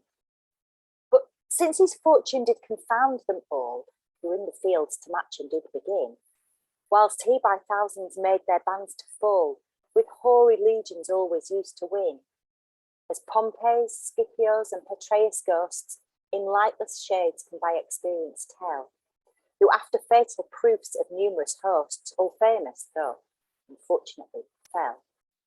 And since, provided for the Parthian war, his army armed attends on his decree, were we, sequestered from such forces far, would, if suspected, soon prevented be, with some few friends whom all things to assay, a love to us, or to their country binds, we to his wreak must walk another way, whilst ere our tongues, our hands do tell our minds.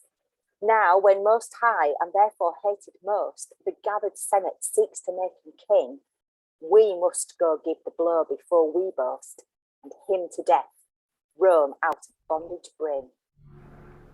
In all this course I only one thing blame, that we should steal what we must justly take, by clothing honour with a cloak of shame, which may our cause, though good, more odious make.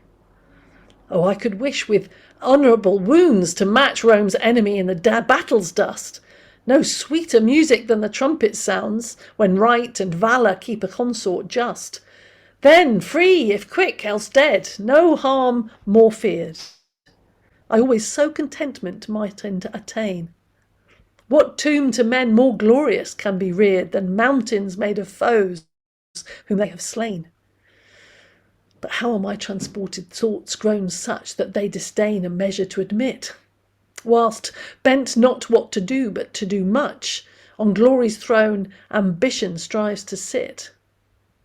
No, to the state me from myself I give, free from particulars, as who expose fame, life, and all for it. And whilst I live, so Rome may gain. I care not what I lose. I'll never rest till he for ever rest, who gives my country such a cause of grief. And that to do no form I will detest, nor for my fame endanger Rome's relief. But, worthy Cassius, ere we further do, let our friends' minds first well be understood, of which I hope to have assistance too, who will not venture for his country's good. Now, whilst my soul rests ravished in a trance, I think I see great Rome her courage raise. Then beat the air with songs, the earth with a dance, and crown thy virtues with deserved praise. And exit Cassius. Act 3, Scene 2, Marcus Brutus, and enter Portia. My dearest half, my comfort, my delight, of whom one smile may sweeten all my sours, thou in my bosom used to pour thy sprite, and where I was didst spare affliction's powers. When broils domestic did disturb thy rest, then still, till feigning some relief, thou with calm words disguised a stormy breast, joys frankly sharing and engrossing grief. Still tendering me with a respective care, what might have often was by no means made known. But with love's colours all things painted fair, what might have made me glad was gladly shown. How comest thou then thy courage thus to lose, that thou canst look so sad and in my sight? Lend me, dear love, a portion of thy woes, a burden when divided doth grow light. I see the roses fading in thy face, the lilies languish, violets take their place. Thou hast, dear Lord, prevented my design, which was to ask of thee what makes me pale. If Phoebus had no light, could Phoebe shine? No, with the course of force the effects must fail. The mirror but gives back as it receives, but by just semblance the objected form, and what impression the engraver leaves, the wax retains, still to the stamp conform. I am the mirror which reflects thy mind, as forced from thoughts are flowing from thine eyes. I take the state in which thy state I find, such is my colour as thy countenance dyes. Then how can I rejoice whilst thou art sad, whose breast of all thy crosses is the scroll? I am still as thou art, if grieved or glad, thy body's shadow, the essence of thy soul, on that great planet which divides the years, or of fields inferior as the fruit depends, and as it vanished doth or pleased appears. In the earth's cold bosom, life begins or ends.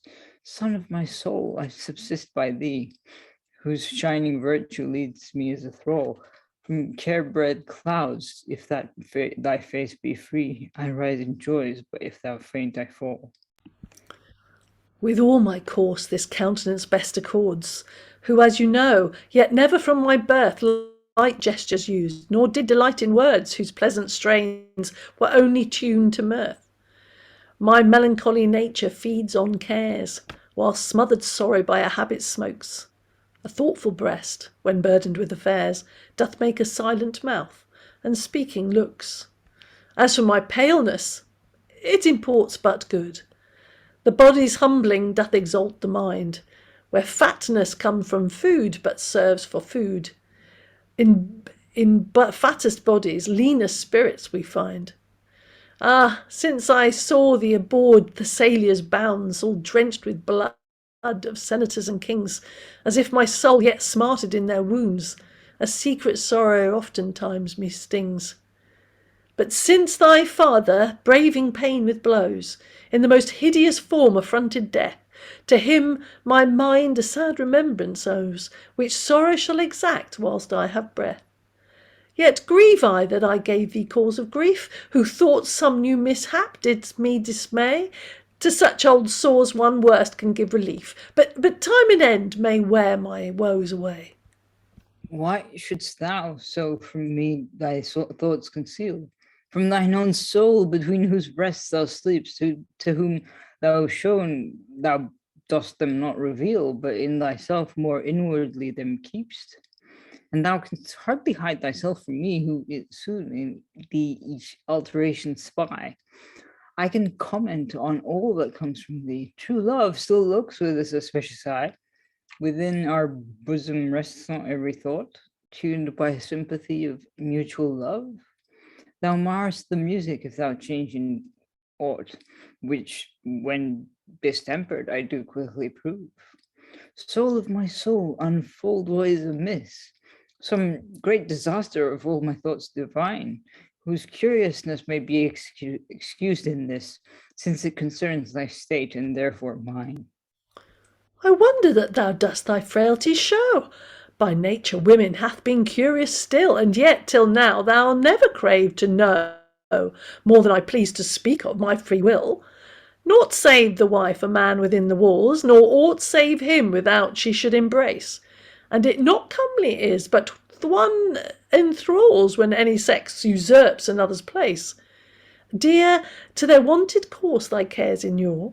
I may have matters which import the state, whose opening up might my disgrace procure, whose weight for female thoughts would be too great. I was not, Brutus, matched with thee to be a partner only of thy board and bed. Each servile whore in those might equal me, who but for pleasure, for wealth did wed. No, Portia espoused thee, minding to remain thy fortune's partner, whether good or ill, by love's strict bonds, whilst mutual duties chain.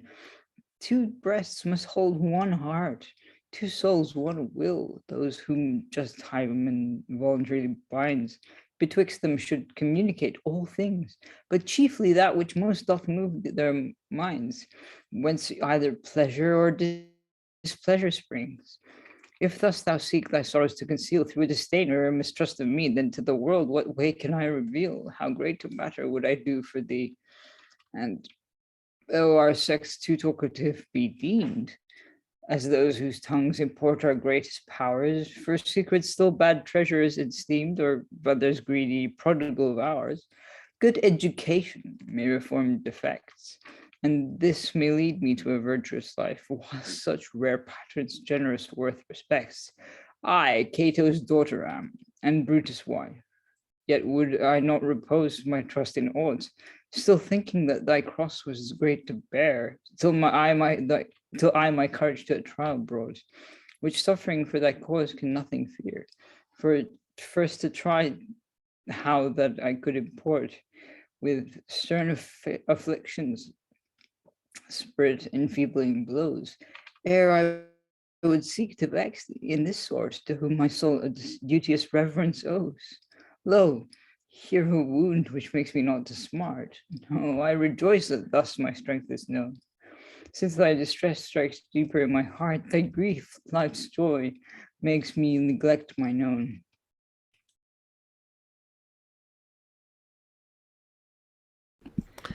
Thou must, dear love, that which thou sought'st receive. Thy heart so high a sail in storms still bears, that thou thy great courage doth reserve to have our enterprise entrusted to thine ears. This magnanimity prevails so far that it my resolution must control, and of my bosom doth the depths unbar, to lodge thee in the centre of my soul. Thou seest in what estate the state now stands, of whose strong pillars Caesar spoiled the best, whilst by his own preventing others' hands our famous father fell amongst the rest. That proud usurper fondly doth presume to re-erect detested Tarquin's throne. Thus the world's mistress, all commanding Rome, must entertain no minion now but one. All those brave minds who mark where he doth tend swell with disdain their country's scorn to see, and I am one of those who soon intend his death or mine procured to be made free.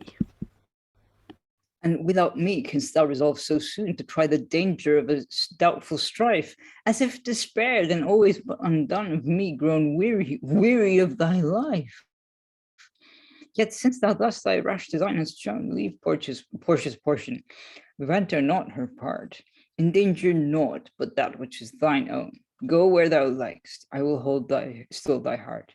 But lest, by holding of thy best heart back, the other perished, aggravate my groans.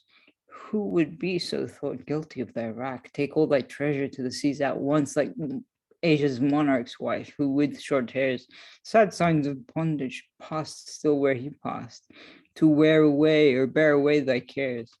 I'll follow thee, and of thy fortune taste. These hands, which were by mine own blood imbrued, to strike another may more strength afford. At least when thou by the enemy's art and pursued, I'll set myself betwixt thee and each sword. But if too great a privilege I claim, whose actions all should be disposed by thee, pardon Brutus, but only blame this stream of passion that transported me. Thou asked what thou shouldst forgive, dear mate, this venturous course of mine which must have place, though it make fortune tyrant of our state, whose fickle footsteps virtue grieves to trace. And wonder not, though thus to thee I prove, since private duties now all power have lost. I weigh not glory, profit, pleasure, love, nor what respect may now import me most. So to the land of which I hold my life, I may perform that work which I intend. Let me be called unkind unto my wife. Yea, worst of all, ingrate unto my friend, as an instinct by nature makes us know. There are degrees of duty to be passed, of which the first unto the gods we owe, the next our country, and to our friends the last. From Rome of old proud tyrants bent to drive, did the author of my race with ardent zeal make those to die whom he had made to live, and spoiled himself to raise the commonweal, to settle that which Caesar now o'erthrows, though virtue's nursery stately whilst it stood. He with the tyrant interchanging blows, on glory's altar offered fame his blood. And did that man, to cross the common foe, then damn his sons to death, and with dry eyes, as is his special heir degenerate so, in abject bondage that he basely lies? No, his posterity his name not stains, but even to tread his steps doth fast draw near. Yet of his spirit in us some spark remains, who more than life our liberty hold dear. Then prosecute thy course, for I protest, but with some grief my soul the same approves.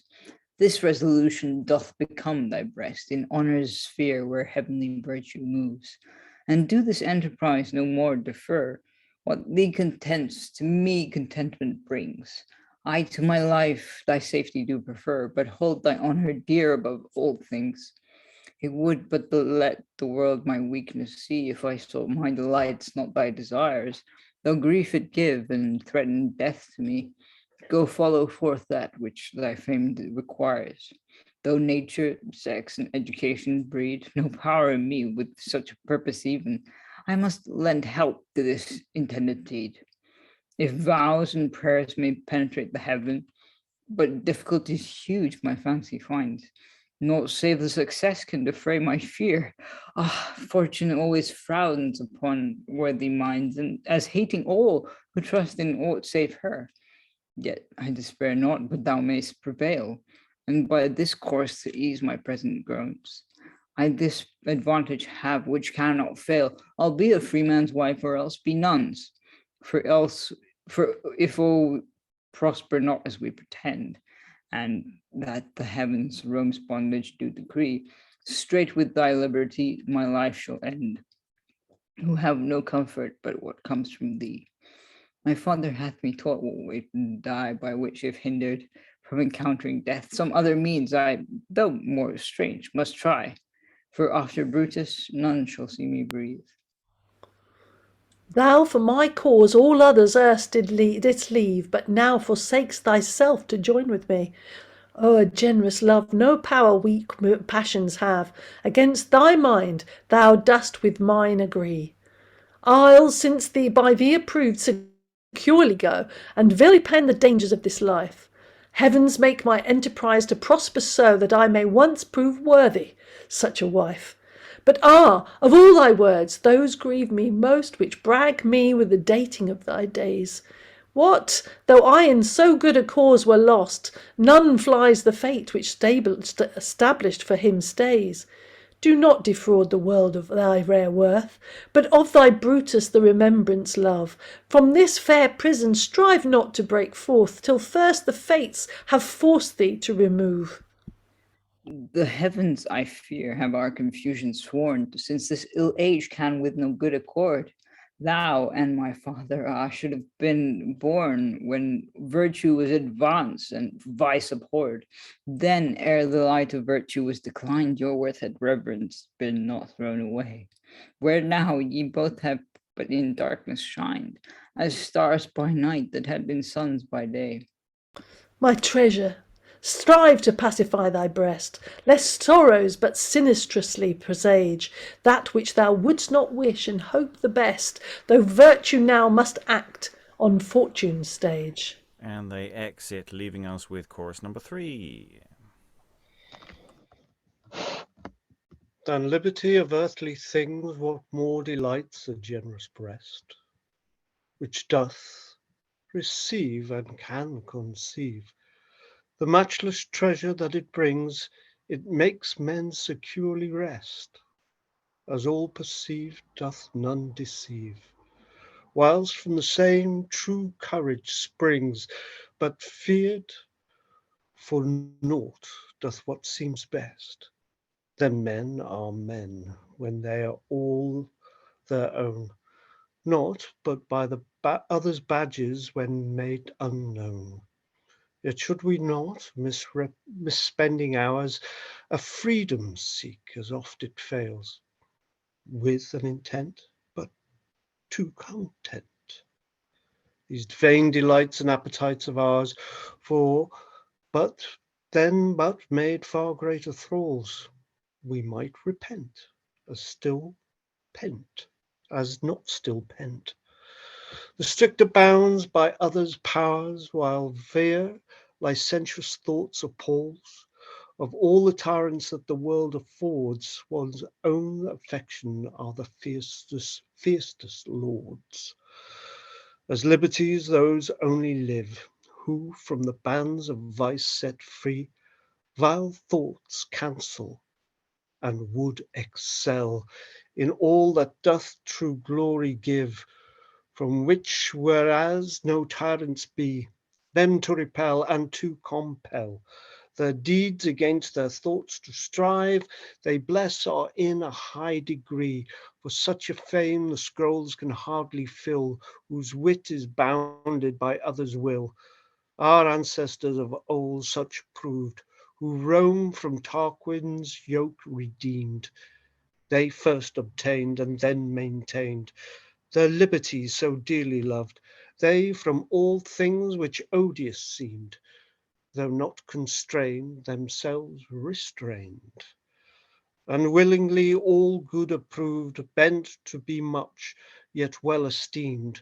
And how could such but aim at such great end, whom liberty did lead, glory attend?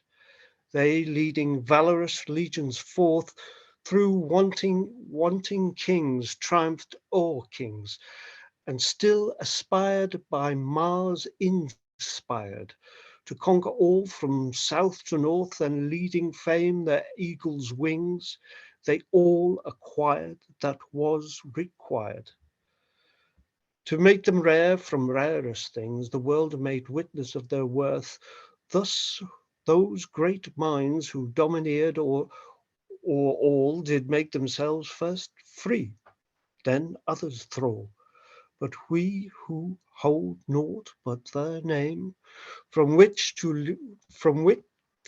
to which they in times gone did high ascend, must now descend, and bound their glory by our shame, whilst on an abject tyranny's throne we base attend and do intend us for our fortune still to frame, not it for us and all for one, as liberty a courage doth impart, so bondeth doth dispend, else break the heart.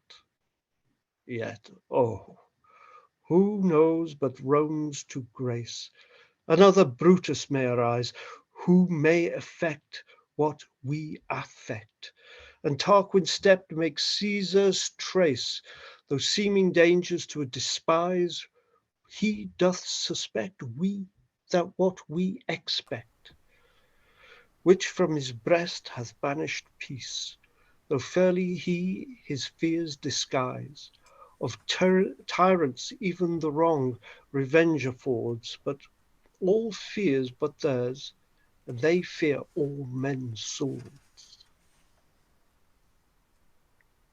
And thus ends Act 3. So, yeah, we've got some plotty, discussy plottiness, and Brutus having a conversation with his wife. There's all sorts of interesting questions about the nature of Brutus and Portia's relationship there, but she does get out of him what's going on, and he does make a speech on that behalf, and then we get this interesting chorus. Again, chorus is doing interesting wordy things there. These incredibly short rhymey lines. That are doing all sorts of things. Thoughts from the room.